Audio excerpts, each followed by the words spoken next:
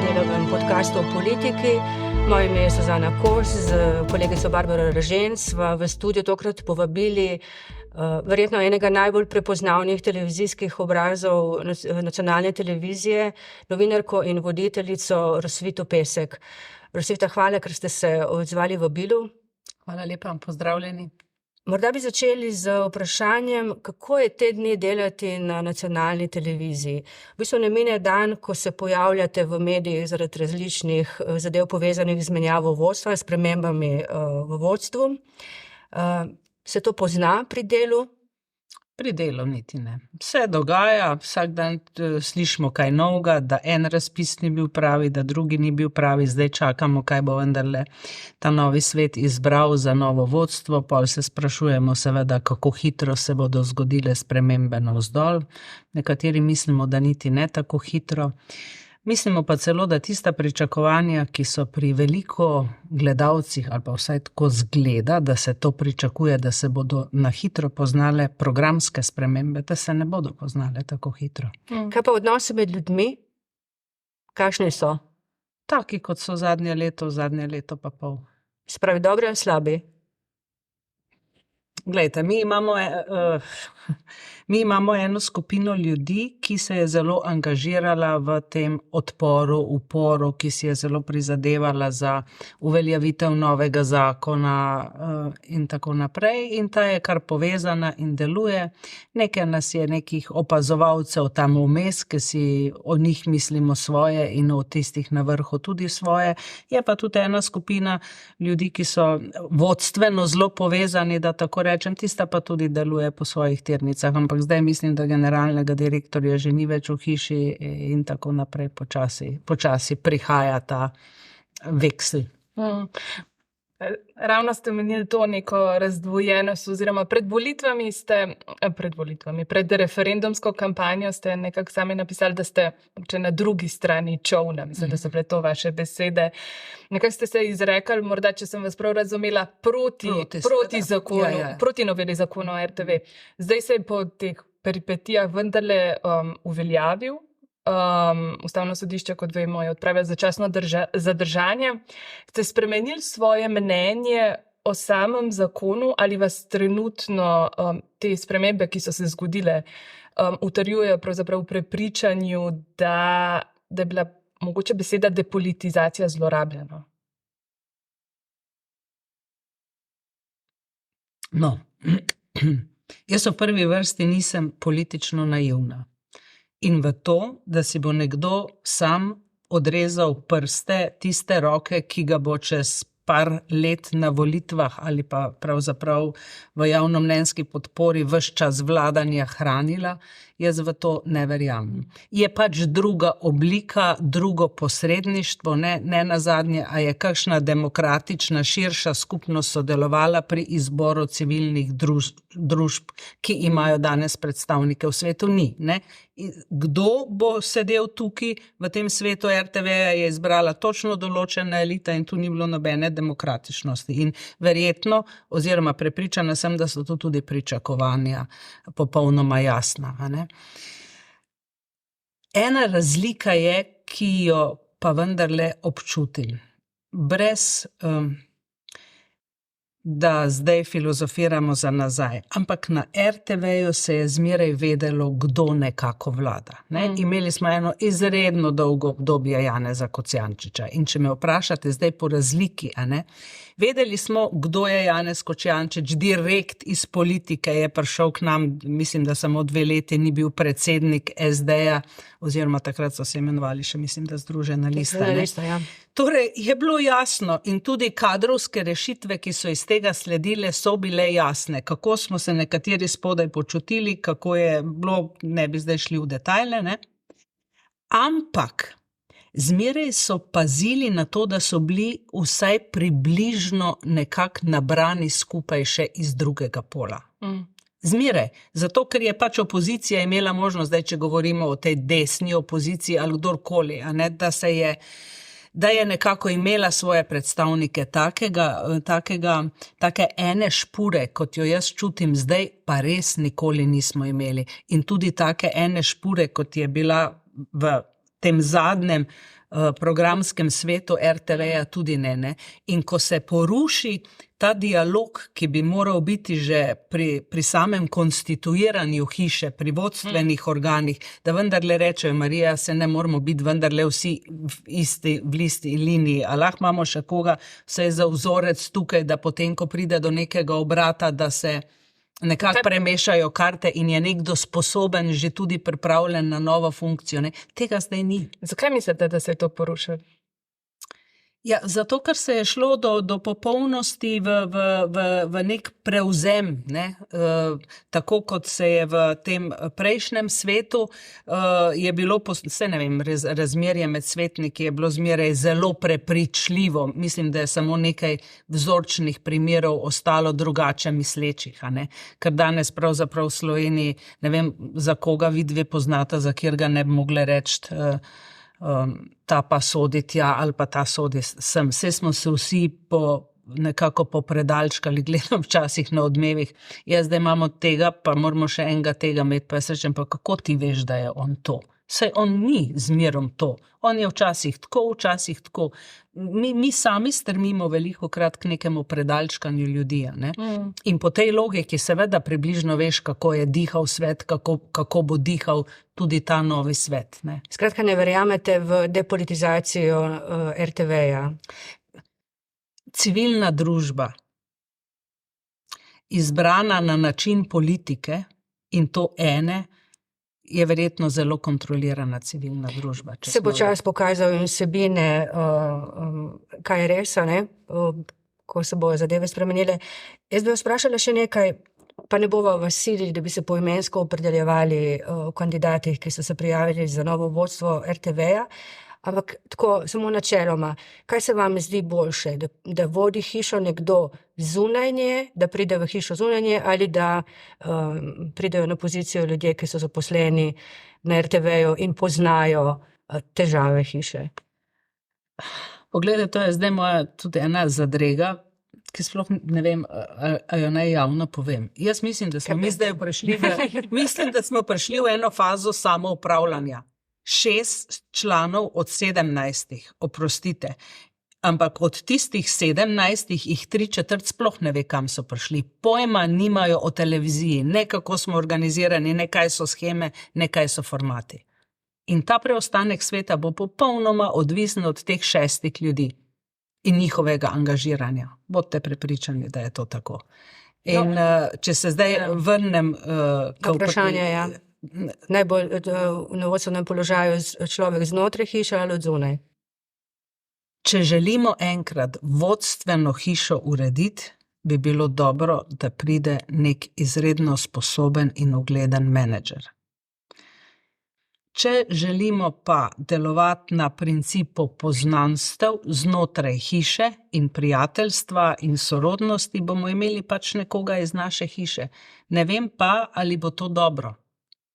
A veste, ko enkrat postane tvoja odgovorna urednica, tvoja prijateljica, so odnosi drugačni, kot če pride nekdo od zunaj. Seveda ima pa tisti, ki pride od zunaj, vrsto težav, ker ne pozna kolektiva, ker včasih ne pozna tehnologije in se lovi in išče.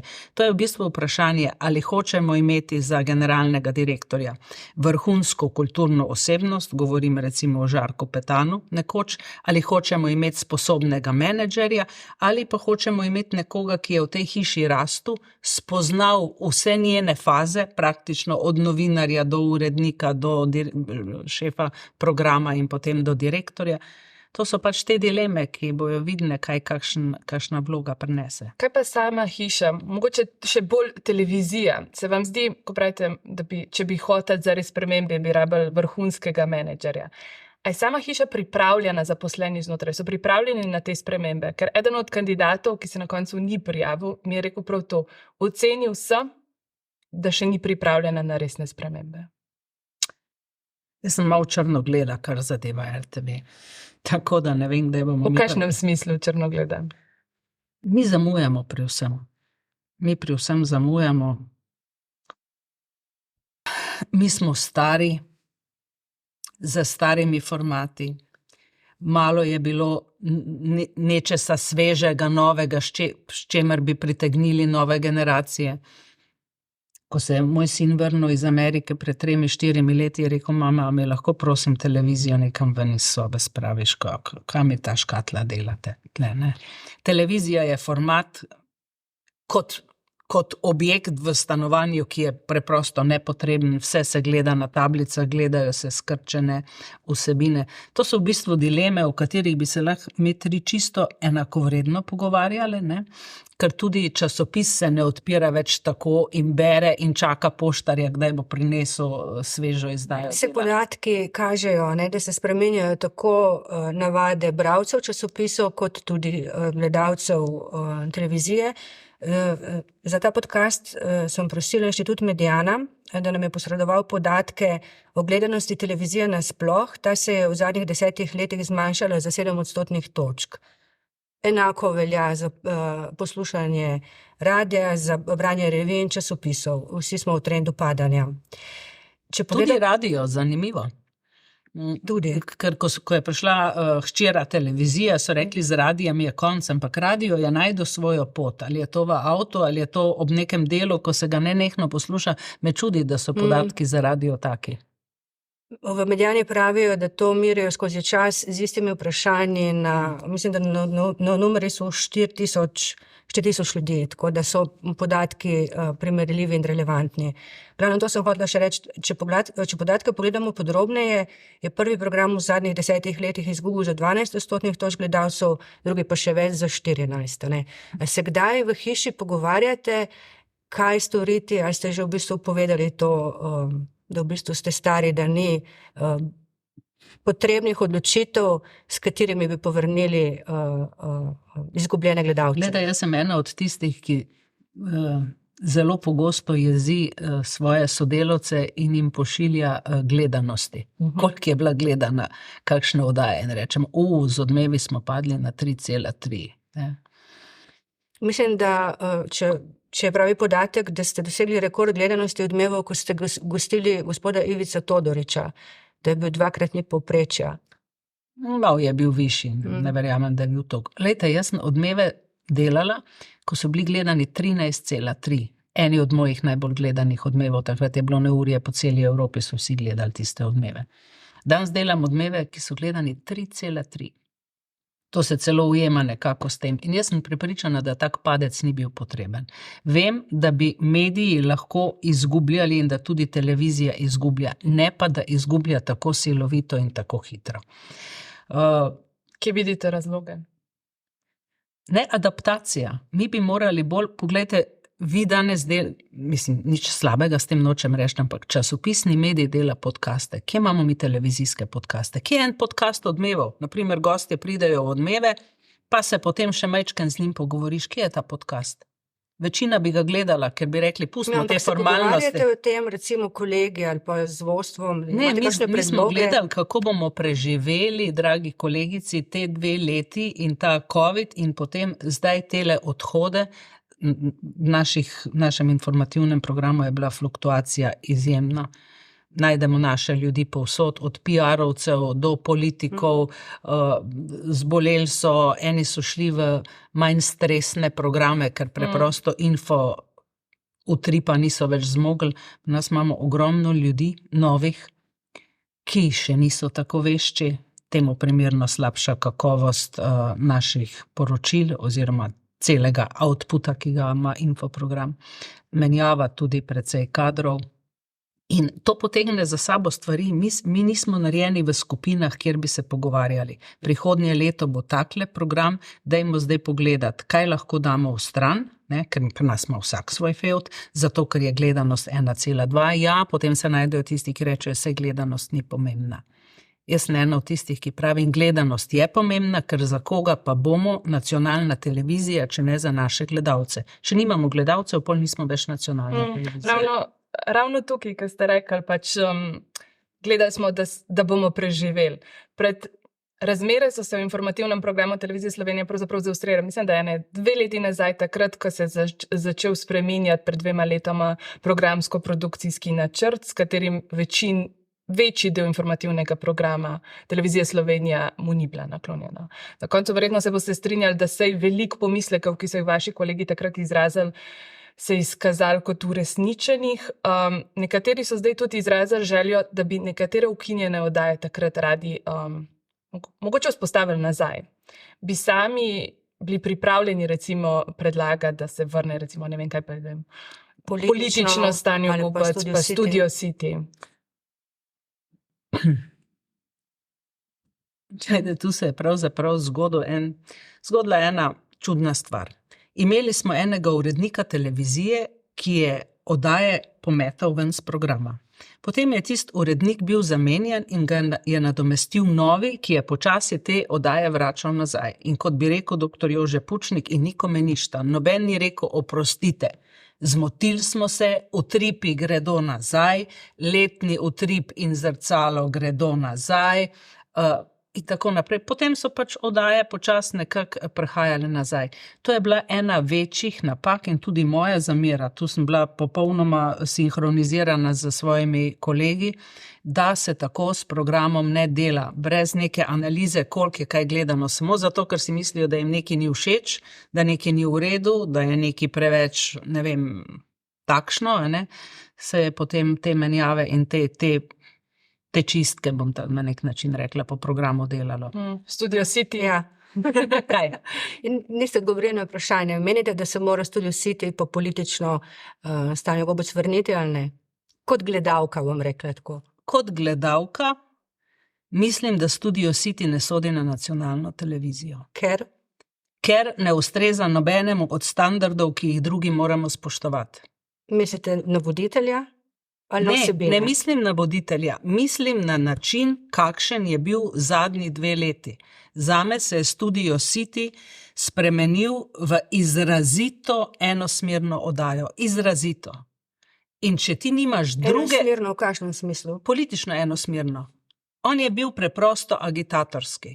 Da o tem, da si mislim, da Marcel Štefančič nikoli ne bi smel izreči stavka, da jih je jebeno več kot onih drugih. Zajebeno se opravičujem, ampak to je citat. Zame to ni bilo v redu. Poglejte, ko mi delamo Odmeve, moramo povedati, toliko in toliko ljudi smo poklicali, trudili smo se za dobiti nek dvojček, da bi mnenja soočili in se pol s težavo odločimo, da bomo imeli pač samo enega, ker rešujemo oddajo, ki je na vrsti zvečer. Jaz tega tam nisem zaznala. Tam so se isto mišljenjski ljudje sprehajali sem in tja in politično izrazito enostransko ocenjevali družbeno realnost. Če se Marcel Štefančič oziroma Studio City ne bo pluraliziral, potem moramo imeti pač 2 oddaji. Mislite, bo tale vaša izjava zelo odmevala? Seveda bo, ampak to je moje mnenje, zato tudi nisem morala biti z stavkajočimi. Poglejte, mi imamo etični kodeks, novinarski kodeks zaposlenih na RTV Slovenija, kjer piše soočanje mnenj, nasprotna mnenja. Studio City je bil enosmeren. Kaj pa oddaja Arena? Isto. Popolnoma enako. In rečejo, potem povabili smo Milana Kučana. Ja, vse smo 20 let ali pa 30 let novinarstvo, vse vemo, da vas sestav Lojze Peterle, Janez Janša, ne vem, kdo je še bil, še nekdo, Milan Kučan ne bo prišel. Kaj pol tle delamo, a ne? Ali imamo Studio City z Marcelom Štefančičem, pa imamo še Areno z Igorjem Pirkovičem, pri čemer je Igor Pirkovič v slabšem položaju, ker nima 15 let izkušenj, ali pa naredimo neko oddajo z drugačnim voditeljem, ki bo zelo fancy in trendy, ampak se bo neka pluralnost medija spoštovala. Mene je ta enostranskost pri Studio City zelo motila, zato se za njega tudi nisem mogla postaviti. In to povem zelo odkrito. A vas preseneča informacija, da naj bi televizijo zapuščala vaša kolegica Tanja Starič? Ne, me ne preseneča. Ker? Zato, ker razmere niso dobre. Odmevi smo dobili 13 Viktorjev. Kje smo danes? Se Viktorji sploh še podeljuje? Mislim, da se ne. Viktorji se ne podeljujejo, samo kakovost Odmevov, čutimo vsi, je tako padla. Mi nimamo novinarjev, ki bi za nas zvečer pripravljali prispevke. Mi zmeraj pogosteje rečemo dober večer, povemo 3 stavke, z nami je. Zato, ker ni bilo novinarja, ki bi naredil večerni update. Ne? In zame so recimo zazvonili vsi alarmni zvonci takrat, ko je oddaja 24 ur zvečer postala bolj gledana, kot smo mi. Mi smo to bitko izgubili in če si mi ne bomo postavili nekega načrta, mi moramo to bitko dobiti nazaj in poglejmo, kaj bomo naredili. Ne vem, zmeraj, ko se dobimo na kakšnem sestanku, ker včasih me pa le zraven povabijo, ne, govorim že 10 let iste stvari. Odmevi so ekipa, morajo delati za sebe, mora nas biti dovolj, moramo imeti prispevke, moramo delati zvečerne stvari. Do tega ne pridemo, v odmeve se ne investira. Meni sicer čudi ob množici ljudi, ki je zaposlena na RTV-ju, da imate premalo...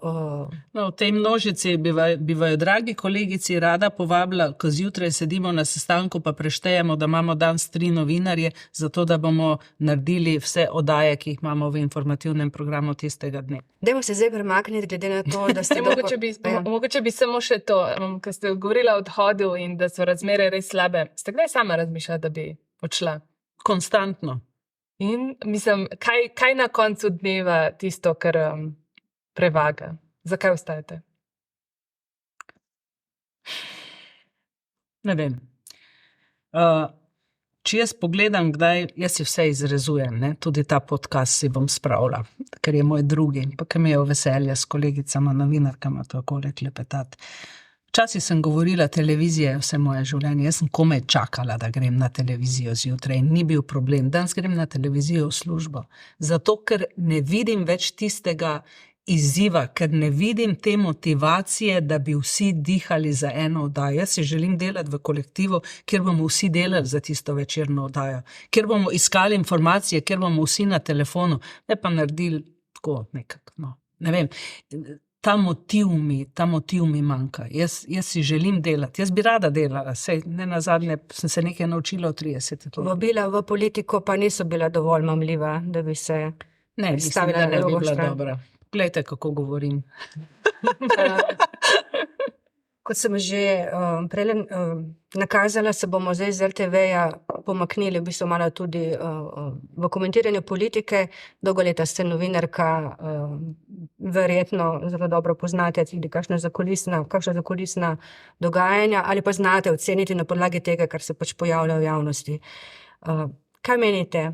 Bo minister za zdravje Danijel Bešič Loredan dočakal jesensko interpelacijo na tej funkciji ali bo prej primoran oditi? Vprašanje, čigav ego bo nekako večji, ne? S priznanjem, da Loredan Bešič ni uspel, se potem puščice usmerijo v premierja, ki si je zdravstveno reformo vzel zase, a ne? Ampak v zakulisju bi se lahko zgodilo to, da bi mogoče gospod minister sam zbolel to, ali pa to zbolel, ja, ali pa tudi to smo že videli. Ja.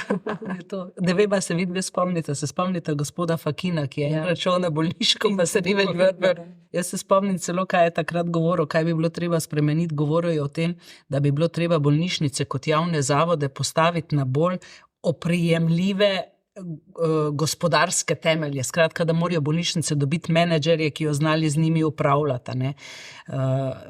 In pa sem ga jaz to takoj zaznala, a ne, kaj je hotel povedati, ne. Vse te bolnišnice imajo te svete zavodov, kjer politika kadruje na veliko in široko, in ko jim ti ta vpliv vzameš in postaviš nekega ekonomista, ki ureja bolnišnico po svojih pokazateljih, se jim preprosto spet odrezal prste, ne.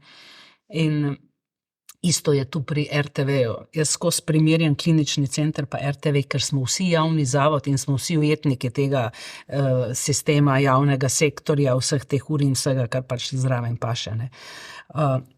Samo svete zavodov je treba upraviti. Danes imamo v njih ljudi iz GEN-I-ja, prej smo imeli včasih, ne vem, koga še vse, ne. To niso nobeni strokovnjaki za zdravstvo, tukaj mi imamo danes v svetu RTV-ja ljudi, ki res nimajo pojma o televiziji in o radiju in o medijih. So samo gledalci in poslušalci in oni bojo zdaj odločali o tem, kjer je oddaja. Ja, ni bilo na nek način tudi prej.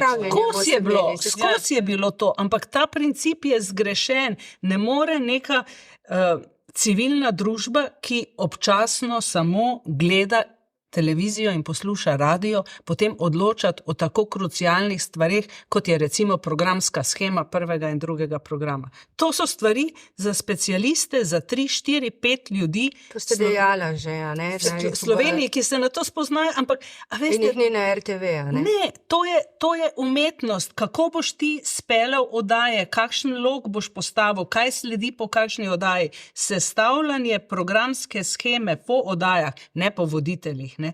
To je taka znanost in tisti, ki to znajo, pač potem imajo gledalce. A ne.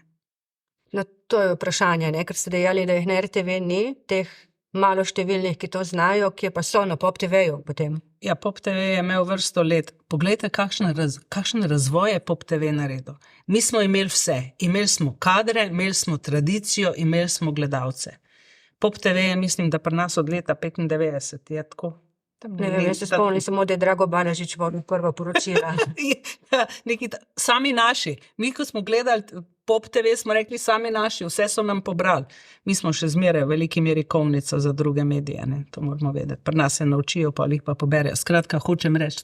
Ja, in danes je Pop TV, kar zadeva gledalce, prva televizija v Sloveniji. To je popolnoma jasno.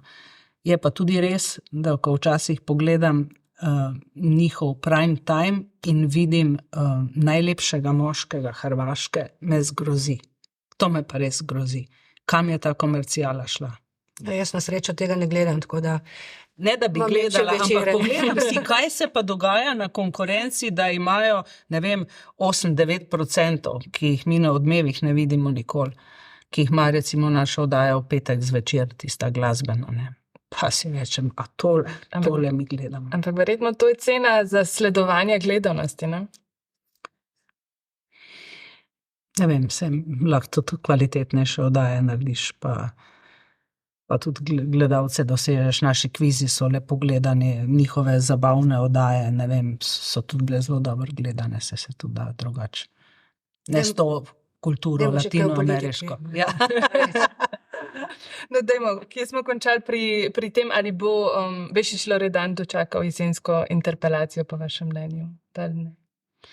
Ne vem, vse mu gre narobe. Odstavlja ljudi po bolnišnicah, čakalne vrste. To je najbolj oprijemljiv podatek za ljudi. Mislim, da ljudje niti niso toliko občutljivi na te druge stvari, ne? Ampak ko pa gre za njihovo zdravje, da ni več radiologov, da ni več teh specialistov, da ni srčnega kirurga, da se selijo ti centri, to pa ljudje zelo razumejo. Tukaj pa ne vem, kako bodo. Včeraj je bilo zanimivo. Sem zvečer, potem, ko sem prišla domov, gledala še enkrat svoj pogovor z Urško Klakočar Zupančič, ne? Je rekla, dokler minister izpolnjuje koalicijske zaveze. In njihove vrednote spoštuje, ne? Ja. Vrednote stranke, to skozi ponavljajo. Ja, ne? Minister ne izpolnjuje koalicijskih zavez, če je bila prva koalicijska zaveza, takoj bomo zmanjšali čakalne vrste. Se včasih zelo zabavam od teh, kako bi rekla, ob tej retoriki politični.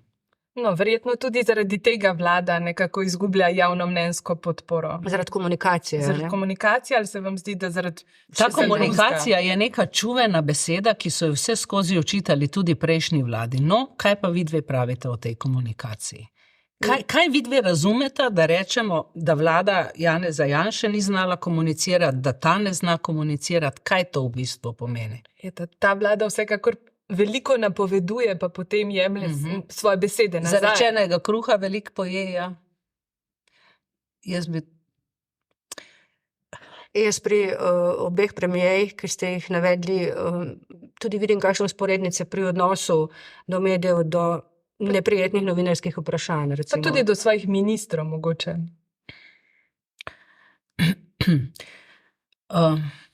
Čeprav mislim, da tega pri prejšnji vladi ne bi bilo treba v taki meri. Ne?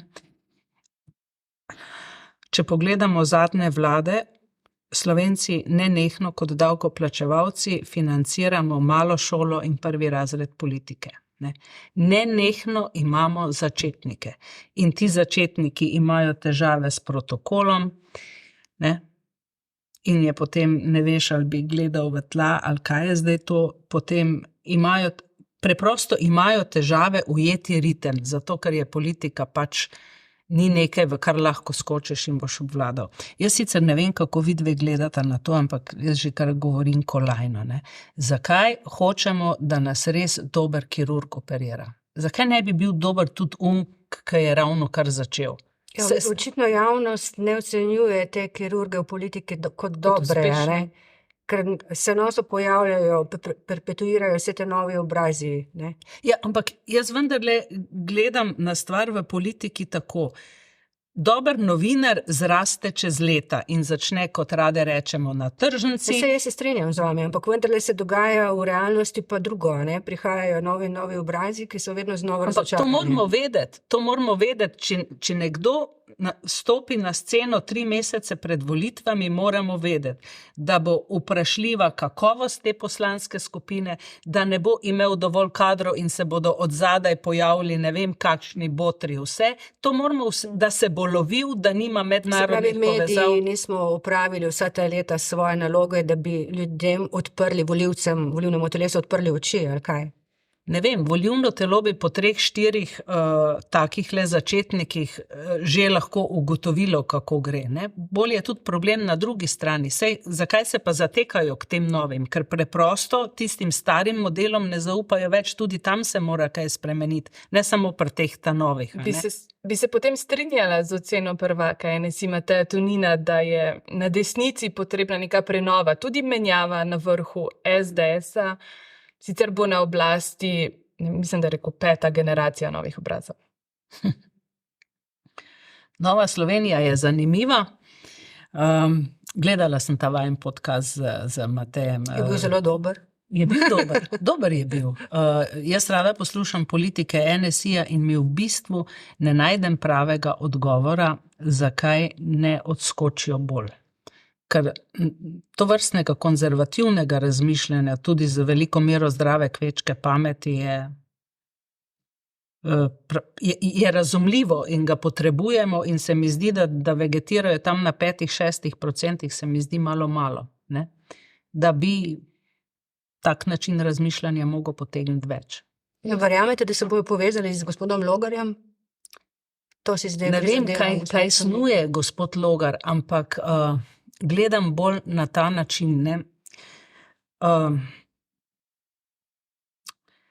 Da Slovenci počasi res poznavamo, da ne moremo rasti tako kot tista 2 stebra, ki smo jih postavili tam na Kongresnem trgu, vsak zase in se dreti z ene strani na drugo in se obmetavati. Ne.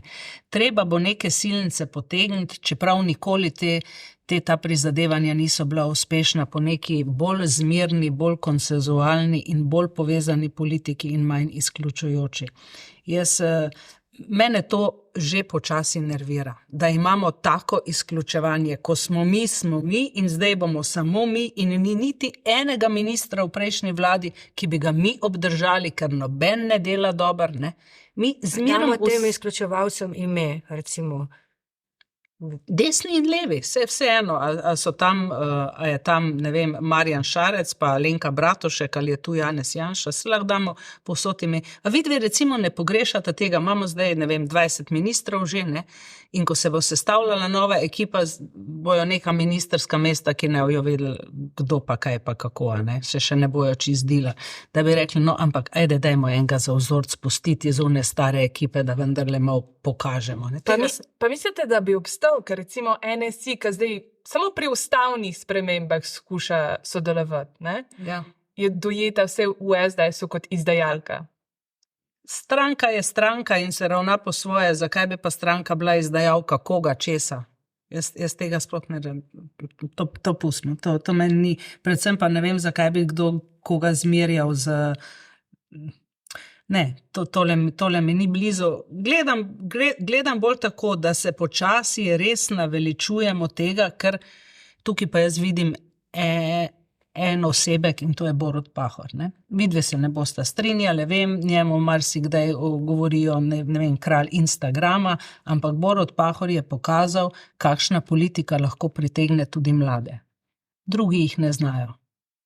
Borut Pahor je zame... Ja se ne bi strinjali s tem. Ne vem, se mi zdi zato, ker o Borutu Pahorju skozi neki poslušam, da je, ne vem, Imel je neko politiko, ko je probal stvari vleči skupaj in meni se je ta politika zdela sprejemljiva, brusil je robove, probal je delati ene stvari, ker tole vlečenje na vse konce in kraje gre na škodo vseh nas, kakovosti našega življenja in vsega. Mislim, to moram braniti zdaj našo hišo, ali pa naju dve, ne. Par dni nazaj smo imeli objavljene rezultate ankete Mediane, ki v bistvu kaže, da javnost ne krati Borutu Pahorju, nekdanjemu predsedniku republike, možnosti oziroma pravice, Da se oglaša? da se oglaša in da se pojavlja v javnosti. Zanimivo. Ne, ker nekateri ocenjujejo, da jemlje prezenco aktualni Mislim, da je predsednici. to sama predsednica ocenila, da ga je nekako opozorila, ne, da se ni predstavljala njegove funkcije tako. Borut Pahor se je usedel, ne, nazadnje pa to kaže, kaj pomeni 30-letna kilometrina v politiki, 35-letna v bistvu. Verjamete, da je rekel zadnjo v slovenski politiki? Ja, jaz mislim, da je on zdajle Na poti v tujino. spoznava čist drug svet, on si je en imič naredil in tudi se ne greš nikoli nazaj. To je isto, kot da bi šla jaz zdaj voditi prva poročila. Zakaj že, če ne, mislim, nočem biti nič Ali pa žaljiva. delati novice v radio, kjer so se spoznali v nekaj desetletij nazaj. Zdaj, tako je, ja, da bi on zdaj šel za nekega. Mislim pa, da lahko kaj pomaga od zadaj. Jaz mislim, da se spomnim, sem imela en intervju, sem ga vprašala v času Janševe vlade, kdo se mu zdi, da dela dobro. In je rekel, da dela minister za zunanje zadeve, ni ga poimensko navedel, odlično. Jaz mislim, da zna Borut pomagati temu vezanju sredine skupaj. Čemu pa pripisujete odločitev Tanje Fajon, da ga ne spusti zraven nazaj v SD, ker to je v enem od intervjujev pred koncem mandata napovedal, da bi morda kaj pomagal od strani, pa bi dobil košarico. Je to strah pred Naj njegovo bo hvaležen, prezenco? da se je tako izteklo. Naj bo hvaležen. To Borutu Pahorju ne nazadnje koristi. Jaz mislim, da je točno vedel, kaj je rekel. To pa mora Tanja Fajon premisliti, kaj je v bistvu s tem naredila. Ne? Zakaj je stranko prikrajšala, kdaj pa je bil SD najmočnejši, kdaj pa je imel premijeja v času Boruta Pahorja, potem je šlo samo še navzdol. Je pa res, da tudi po koncu njegovega mandata je šlo zelo močno navzdol. Nekateri v SD namreč mu še vedno pripisujejo to krivdo za to iskanje srednje poti, da je potem stranka začela zgubljati. Kdo jih je pa gor potegnil? Ne.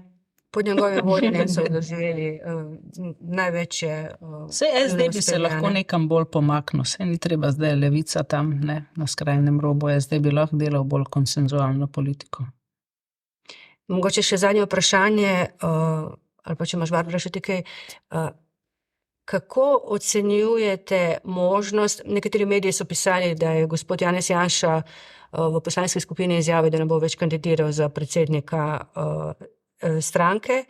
Ocenjujete, da se bo to res zgodilo? Da se bo Janša poslovil? Kakšna je možnost? Ne vem, koliko je zdaj on star, 65? Mislim, da je 63, nekaj takega. Ne znam oceniti. Jaz mislim, da poti Janeza Janše in gospoda Logarja niso čisto vsaka k sebi.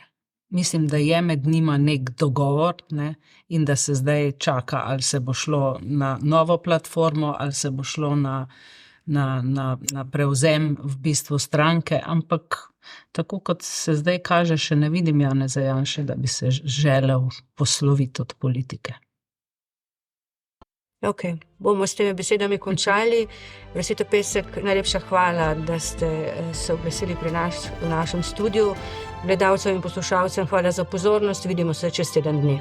Fajn je bilo klepetati. Hvala lepa.